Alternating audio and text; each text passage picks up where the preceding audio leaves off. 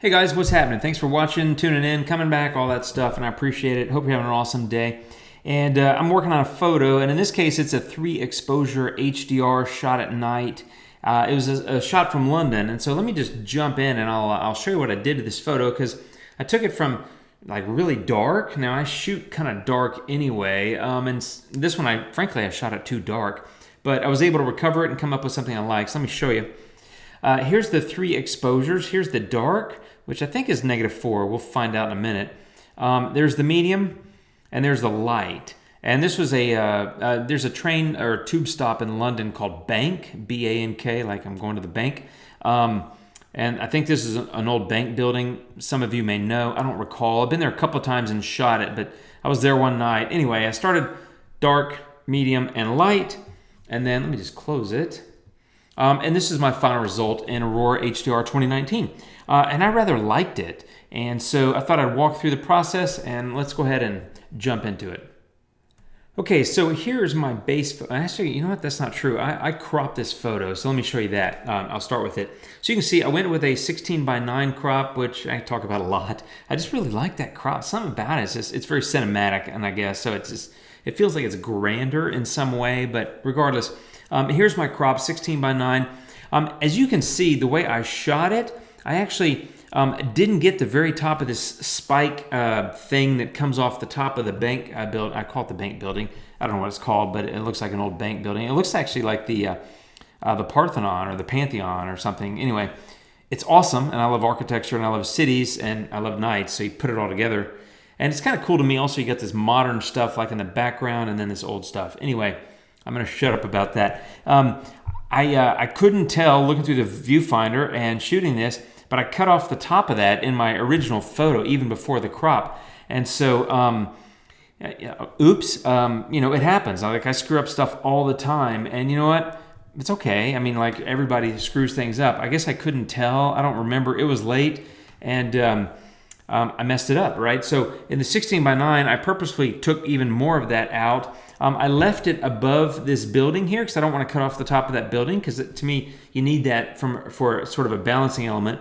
And then, as you can see on the bottom, I took out part of the bottom, which was just really dead space. And so, anyway, that's my current state. So I went number of layers here. I even went to luminar, so I'll show you that in a minute. So I started the HDR basic panel, and you can see that made quite a difference. A temperature and tint adjustment here, some contrast and smart tone. And as you can see, I mean, I went from kind of dark and lifeless to a photo that you would look at and say, hey, that's not a bad photo, really. And that's kind of what I think. And in fact, I've got multiple layers. I do a whole bunch of stuff to get to my final result, but you don't have to do all that. There's no rules that say, hey, you got to have multiple layers and spend a lot of time, because it's not a badge of honor to me to say I spent an hour on a photo, which I almost never spend an hour on a photo, but I don't take a point of pride in saying how long I spent on a photo. This one, I just kept kind of saying, well, I didn't like that, I didn't like that. So I probably spent 20 minutes, maybe a little bit more. But the point is, don't obsess. Just do what you like and move on. And, I feel like if I spent an hour on a photo, instead of an hour on one, I could have spent 15 minutes and done 4, So anyway, I'll shut up. Okay, next I went to color. Whoops, and let me turn that on. And there we go. Gave it a little bit of bump there in vibrance and color contrast. Here I went to HDR Enhance, which was really using the HDR clarity and the smart structure, which I'm enjoying a lot. I think they're great. And so I went from that to that. You can see it's a little bit crisper in the detail, which I like. But the funny thing is, the next thing I do is I go to image radiance, and that kind of adds back a little bit of shadow. And, for me, it kind of softens that up a little bit. Sorry, my face is itching. Anyway, so image radiance, a little bit of a decrease in the HDR structure and stuff that I did here in the HDR Enhance filter.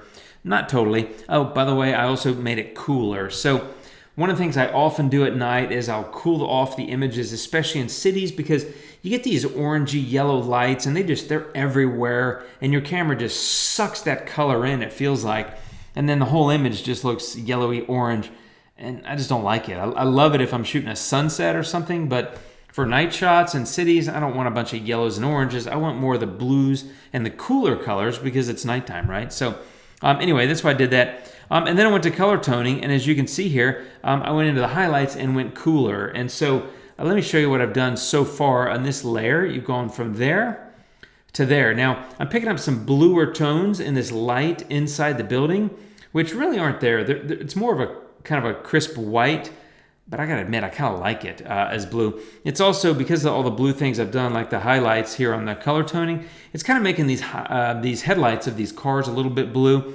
You can fix that with another layer, just reduce the blue saturation and paint it in over there. I actually don't do that. I left it only because I kind of liked it. So that's that. Now, these are, I shot raw files, but when I created this video, I created these with JPEGs. And so what I'm finding is I'm getting a little bit of splotchiness in this dark sky, and I don't like that. So I want it to be smoother. So this layer was all about denoise, and that's all I did. I just went in and slapped a whole bunch of denoise on it, and then I painted, oh, let me turn on the layer. That'll help. And then I painted it into the sky. So something like that, right? Again, a rough job. In fact, I could clean it up a little bit, add a little bit more there, and maybe a little closer to some of that, the edges. It doesn't really matter. I'm just kind of showing you what I did. But there you go. That smoothed out some of those things, and they're basically JPEG artifacts that I'm getting because I kind of pushed the light and some of the structure and stuff kind of heavy on the last layer, so I'm sort of having to pay for that on this layer, and I'm able to fix it with HDR denoise, which I love. The next thing was, as I said when I started, I cut off the top of this thing when I shot the photo, and then when I cropped it, I cut it off more. Obviously, the crop, I did it on purpose. When I shot it, I just screwed up and I didn't see it. But in retrospect, when you have something really tall like that, just sticking up straight, and you try to capture it all, to me, it almost throws off the balance of the photo. So even though I did not intend to cut that off, I kind of don't care. So I went to Luminar, and I just took the erase tool, and I erased that, and I erased the little crane light. Let me turn that back on or off. So there's a crane with a little red light, and that thing, I just took them both out. And now that I look at it, there's a couple of things over here I probably could have taken out as well. I didn't notice. And so another thing, you know, I sit around and make videos and talk about all the cool things you can do. So you might think, well, Jim knows what he's doing and he always gets it right. And I don't. I screw up all the time. I mean, I've already pointed out a couple things just in this photo that I forgot or did wrong or whatever. So it's very normal. To me, that's part of the beauty of these software tools, regardless of what you're using, is that you can go back and fix things that you either screwed up or didn't notice or whatever when you're out in the field shooting. So the Luminar layer took that stuff out, which I'm kind of happy about. And then I came back and I did another denoise layer, and that's simply because even after taking out those things on the previous Luminar layer, I still felt like the sky was a little bit splotchy. And again, I think it's JPEG artifacts. Also, sometimes what you'll find is when you're really brightening up a night image, you're going to get a lot of artifacts and kind of splotchy stuff in your sky. Raw files, not as much, but I still find that sometimes. So I just went back with another denoise layer, and this one was, you know, pretty heavy, right? So really high in the smooth. I even boosted it, and the amount's pretty high. So I just wanted to clean that up a little bit, and I think it looks better. So that's where I am. And then I come to my last layer, and this one was a couple of different things. First, I went into color, and that was really just bumping a little bit of saturation and vibrance, just to give it a little bit more kick. And then I topped it off with a vignette. And so here we go. I'll show you that. And there we go. And so a couple things here. I made the vignette fairly tight, right? So the size is only at 22. The amount's at negative 69, right? So it's a pretty tight vignette. But I changed the roundness. So the roundness slider, if you go to the right, it makes it more round. And if you go to the left, it makes it more sort of rectangular. And that's really what I wanted here, because there's a lot in the scene that I don't want to lose. And with the round vignette, it's going to focus really at this tight of a vignette. It's going to come in pretty tight around just that center building. But I like some of the building stuff on the right and left-hand side. And I like some of the other stuff here, like these park benches and this sign and some of that. So I didn't want to lose all of that. So I went with the more of a rectangular vignette. And then I bumped the inner brightness by 40. So let me show you that filter one more time. There's the before. Like, you know, I think that night photo is looking pretty good.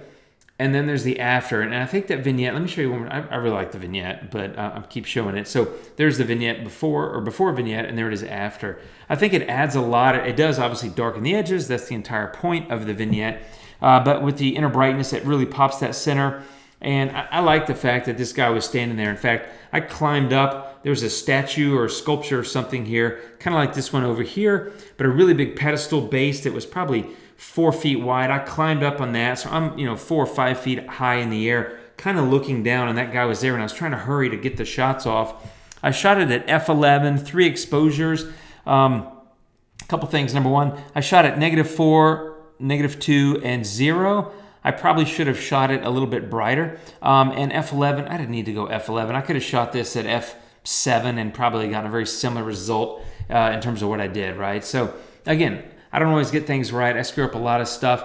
I like the final result, but I probably could have gotten here with a quicker exposure, at a wider aperture, like more wide open.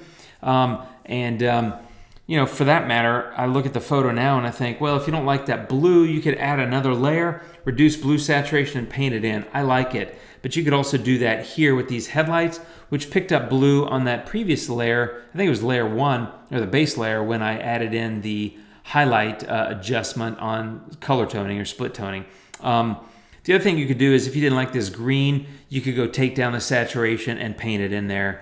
I kind of like it because I like the colors. I think that green picks up the green on this building up here on the very top that's peeking over a little bit here, and it picks up some of the green in the grass. So I'm okay with it. Point is, you have lots of flexibility in Aurora. You can do all kinds of things. But here it is, base layer plus 4 more, including 1 trip to Luminar to remove some stuff.